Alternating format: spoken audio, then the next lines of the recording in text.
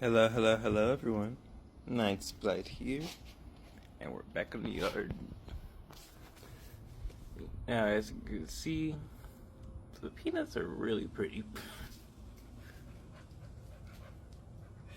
They got grass growing around it, little stuff that popped up. So for the most part, they're not being affected by it at all. And that's like for the most part, like you can see the little black spots on it. The rest of it is untouched, and you can see little nipples up here.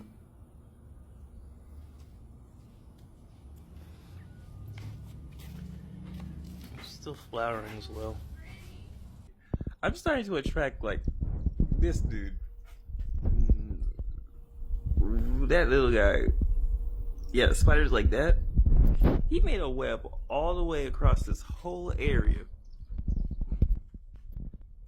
I even noticed I walked out a little bit. I was about to walk into it. From that little pot, from up there to over there, all the way over here. Like, he could basically just fly across the area if he wanted to. That's how he flies I'm attracting. Now bound to the plants. As you can see, there's been some changes. He's growing more petals, and he's reaching even longer now. The one next to him, he's not dying. He's still growing forward too. I can see that this one's still getting taller. I need to add more dirt over here, honestly. You can see a little bit of jalapeno seeds unearthed. They're not buried. They haven't started growing either.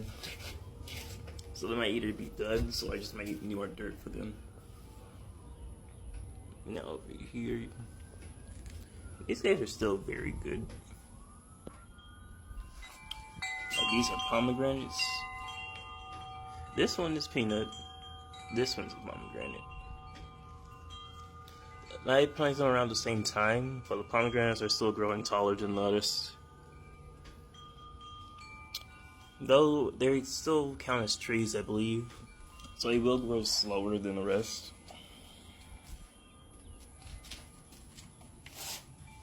As you can see over here, these guys are getting... I already said they went out of hand, but like... really, they're just growing more flowers. These are where the males are going to form. It's really growing a lot over here, honestly. It's very easy to like miss them because of the flowers making... the flowers are forming behind leaves and stuff, and it's making more branches that are covering them. So it's literally, it's hidden fruit. Still standing, very proud. I've basically moved everything else out, and because recently it's rained, so I haven't had to water it or anything for the most part. It's just nothing but nature and the sun. You see all the little bugs? There's like roly-polies and ants living in here now. I haven't seen them affect the plant at all, honestly. Though they do live in down there. And I will say roly-polies do eat, they nibble on the roots and such. So too many is an issue. A couple is not so much. This one is about the same as the rest of them. Not the rest of them, more like that one over there. They're pretty much equal. This guy is turning out of hand. So I'd say he's the next monster after that one. He's also making the most tomatoes. They're kind of hard to see because they're hidden behind all these leaves. But he has a ton of tomatoes over here.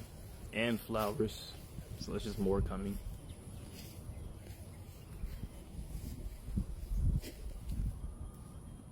can see a bunch of little ones here. And they're juicy too.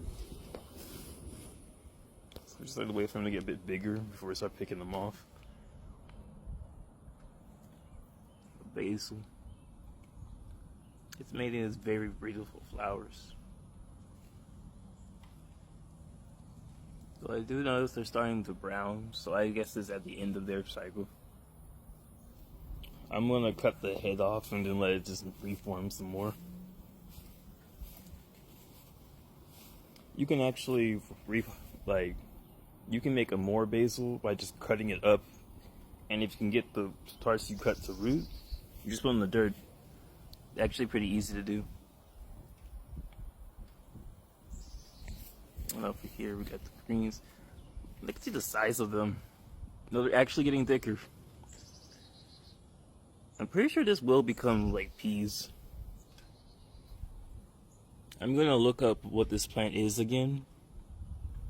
I'll be honest, I can't exactly remember where I put it down in the first place. What I put down in the first place, I mean. And over here we can see the runner from the strawberry. Still underneath it. It's part of it is dying, that's undeniable. But as soon as I can cut this, I'm going to cut the runner so that I can get more. Basically, the way the strawberries work is every time it spreads another runner, it's still sharing energy with it. So even when that part touches the ground and starts rooting, they're still connected. Eventually, I just have to cut it. Now we're on to this guy who is literally just making a tower now. It looks like it's dying, but at the same time, it's fighting to live very hard, so it keeps making more and more branches. And it's making more flowers too, so it's going to make more tomatoes. That's also the reason why we keep having all these wasps and stuff, bringing in pollinators. We got this dude just reaching out.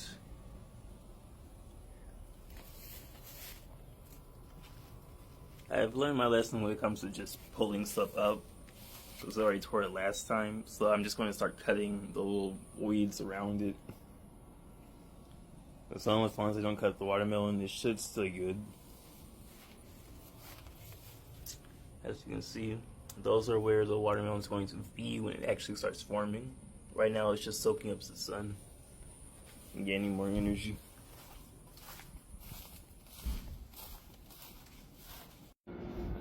And over here we have the watermelons and the pomegranate tree over here. And the little guy's still fighting for dear life. I hate those weeds. That's why they don't even start in the area, they just move into it.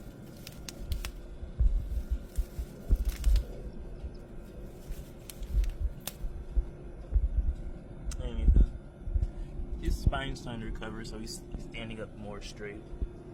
And this guy is starting to spread out, like a lot. At the same time, his old leaves are paling. But he's still making new ones and just moving out. And the flowers are still multiplying. But the ones in the grass are dying.